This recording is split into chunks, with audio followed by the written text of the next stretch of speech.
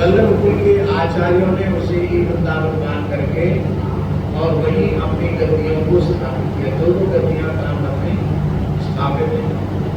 ब्रज के सर्वाधिक तीर्थ कामित बन रहे हैं। तो हम लोग जो बैठे हैं वो कामवन क्षेत्र में बैठे हैं। कहाँ बैठे हैं? कामवन क्षेत्र। आदि वृंदावन। और उसमें काम्य वन के अंतर्गत कई वन है, कई उपवन है।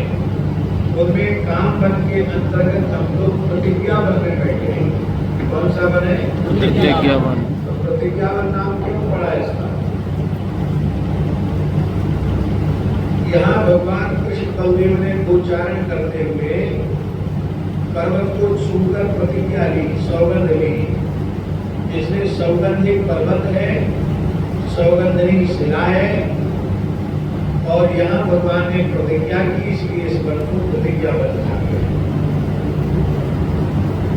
भगवान ने प्रतिज्ञा की, ब्रजवासी वल्लभ सदा मेरे जीवन प्राण, बिन तज अनंत न जाऊंगो कोई नंद बाबा की मान। इनको छोड़ के मैं अन्यत्र कहीं नहीं जाऊंगा, क्योंकि ब्रजवासी हमको प्राणों से अधिक हुई। मैं अपने पिता नंद की शपथ खाकर कहता हूँ कि मैं ब्रजवासियों को छोड़कर कहीं नहीं जाऊंगा। इस भाव के अनुसार भगवान चतुर्थ रूप से मथुरा लीला, द्वारिका लीला करने पधारे हैं। द्विभुज रूप से तो भगवान नंदालय में प्रकट हुए और आज भी ब्रजमंडल में भगवान की नित्य लीला हो रही है। भगवान का नित्य विहार हो रहा है। आप लोग आदि वृंदावन काम्य वन में, प्रतिज्ञा वन में, जहाँ नारायण भट्ट जी के अनुसार भगवान श्री कृष्ण ने 12 महाराज किए। कितने महाराज किए? उनमें पहला महाराज चंद्र सरोवर का है, जिसको शरद का महाराज कहते हैं। और फिर अनेक रास हुए। उन रासों में अंतिम महाराज प्रतिज्ञा वन। ऐसा नारायण भट्ट जी ने ब्रजवंत विलास नामक ग्रंथ में लिखा है। तो जहाँ हम लोग बैठे हैं, भगवान श्री कृष्ण बलदेव की गोचारण स्थली तो है ही ये भगवान की नित्य विहारस्थ महाराज के संस्कार यहाँ की भूमि में है। हम लोग अनधिकारी जीव हैं। यदि हमारा अंतःकरण वैसा बन जाए तो भगवान के महान अनुग्रह से आज भी महाराज की अनुभूति यहाँ रहने वालों को सहज हो सकती है। तो ये बात हम इसलिए बता रहे हैं महात्मा कि ब्रजमंडल में भी आदि वृंदावन काम्य वन के अंतर्गत प्रतिज्ञा वन में, जहाँ 10,000 से ऊपर से विधि को आप लोगों का भगवत शरणागति संस्कार हो रहा है, आप लोगों का दीक्षा संस्कार हो रहा है। ये कितने सौभाग्य की बात है। हमारे यहाँ धर्मशास्त्र में कहा गया, श्री राम मंत्रोपदेशेन माया भूतागता कृपया गुरुदेवस्य तृतीयं जन्म कथ्यते। श्री राम मंत्र अथवा श्री कृष्ण मंत्र अथवा श्री नारायण मंत्र, जो भी मंत्र परंपरा से प्राप्त हो, उस वैष्णव मंत्र के उपदेश से माया नष्ट हो जाती है और गुरुदेव की कृपा से नया जन्म हो जाता है। तो आप लोग अपने मन में यह पक्का निश्चय करना कि आज से हम ब्रजवासी हो गए। ब्रजवासी में भी जड़पुर गोधाम के निवासी हो गए। अब ये जड़पुर गोधाम आपकी संस्कार वाली वास्तविक जन्मभूमि हो गया। तो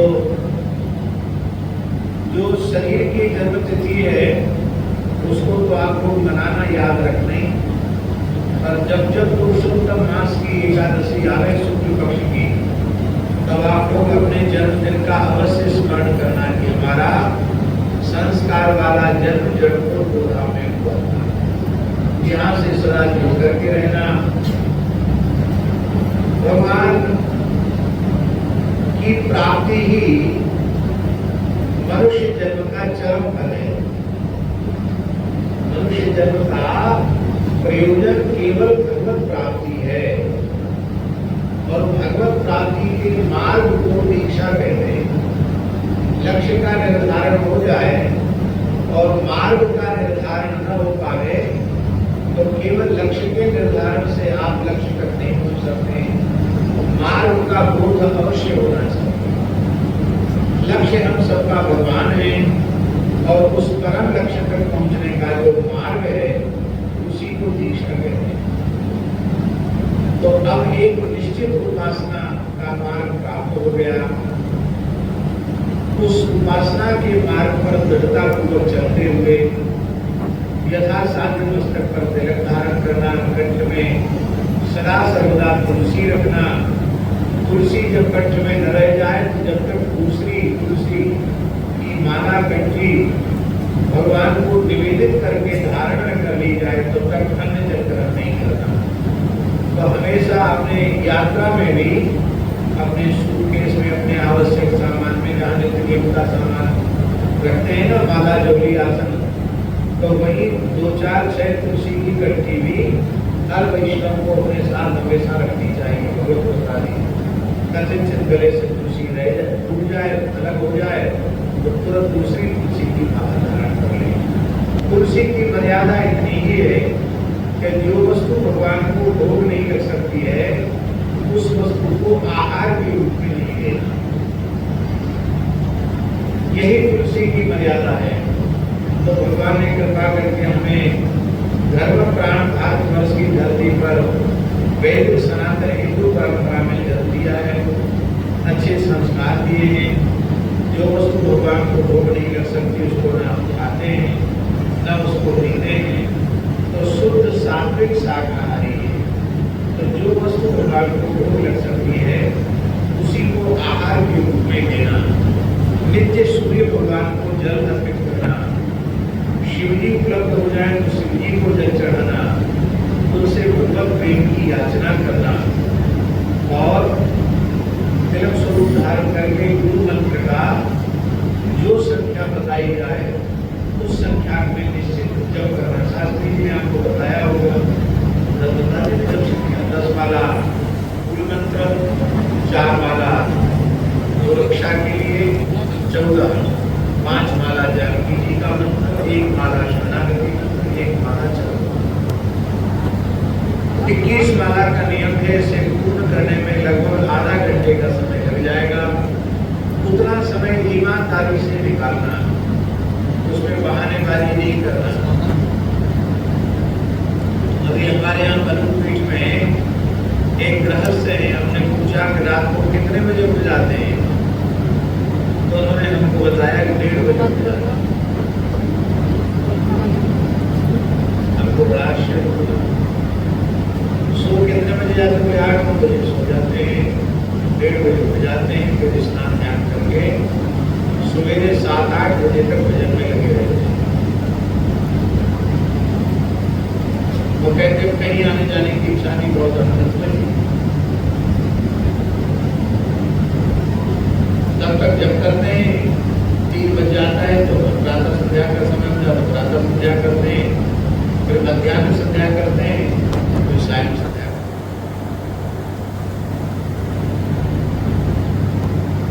तो सुनकर बड़ी प्रसन्नता हुई कि एक गृहस्थ व्यक्ति, अवस्था भी हो गई है उसकी, और इतना साधन में श्रम कर लेते हैं, ये भगवान की बड़ी कृपा है। तो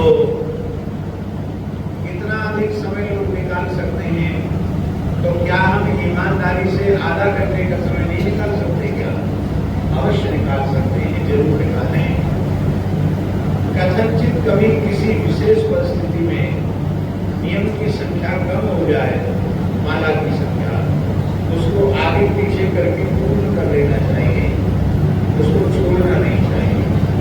क्योंकि नित्य मंत्र का जप, नित्य भगवत संबंध और सद्गुरु संबंध उससे सुदृढ़ रहता है। कुछ बुढ़े लोग जी कहते थे मंत्र का जप न करने से, इष्ट का मंत्र का गुरु का विस्मरण करने से संस्कार शिथिल होगा। तो हमारी ओर से संस्कार शिथिल न हो, हमारी ओर से संस्कार सदा पुष्ट बना रहे, ऐसा भाव में रखना।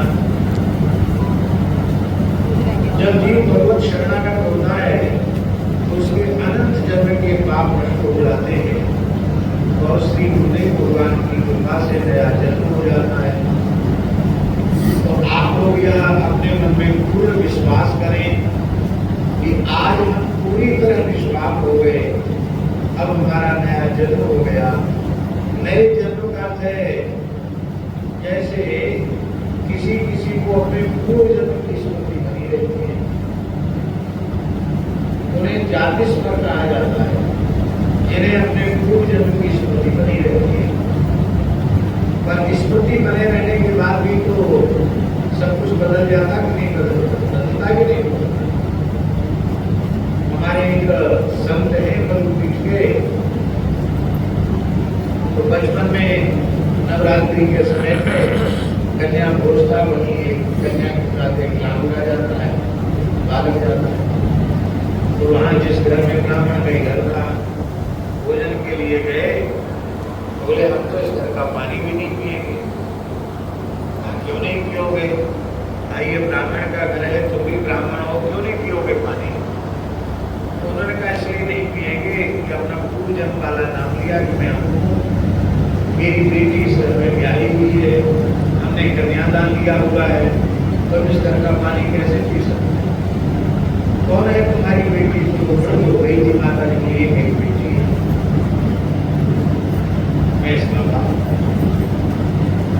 4-5 साल का बच्चा किसी 90 वर्ष की डोगरी को कहे कि मैं इसका बाप, ये मेरी बेटी है, तो लोगों को बड़ा आश्चर्य हुआ। लेकिन सारी बात बताई और कई बातें ऐसी बताई कि उनके पूरे परिवार को विश्वास हो गया कि ये बच्चा वही है। लेकिन इतना होने के बाद भी सब कुछ बदल गया कि नहीं बदल गया? तो जैसे पूर्व जन्म की स्मृति बने रहने पर भी नया जन्म होने पर सब कुछ बदल जाता है, ऐसे ही भले ही आपको अपने पूर्व जीवन की, पूर्व जन्म की स्मृति नहीं आवे, लेकिन दीक्षा के बाद सब कुछ बदल जाना चाहिए। हम दीक्षा के पहले जैसे थे और दीक्षा के बाद ही वैसे ही रहे आए, तो समझ लेना कि हमने संस्कार लेने में कहीं न कहीं कुछ न कुछ कमी कर दी है, हमारे संस्कार में कमी रह गई है। आज बड़ी प्रसन्नता है, प्राचीन शास्त्रीय पद्धति है कि पुरुष वर्ग दीक्षा ले तो मुंडन करावे, क्योंकि जब कोई भगवान की शरण में जाता है तो उसके देह के पाप केश में जाकर छिपते हैं, इसलिए मुंडन कराने से पूर्ण प्रायश्चित हो जाता है। और दूसरी सुविधा यह हो जाती है कि बहुत से लोग चोटी धारण नहीं करते हैं, फिर उनके चोटी भी धारण हो जाती है इस बहाने से, तो ये लाभ भी हो जाता है। तो बड़ी प्रसन्नता की बात है कि जो लोग भद्र होकर के आए हैं, बहुत प्रसन्नता की बात है। आपने शास्त्रीय प्राचीन परंपरा का आदर किया, इसके लिए आपको बहुत धन्यवाद। पर जो लोग बिना भद्र हुए बैठे वो भी अपने मन में ग्लानि न करें, हमने मुंडन क्यों नहीं कराया, वो भी हमसे प्रसन्न नहीं रहे। बाकी बहुत एक अच्छा और एक बहुत अच्छा, तो दीक्षा ले रही है, बहुत अच्छी बात है, और मुंडन करा के शिखा धारण करके ले रही है, बहुत अच्छी बात है। इतना अंतर समझ ली। भगवान आप सबका कर्म कल्याण करें।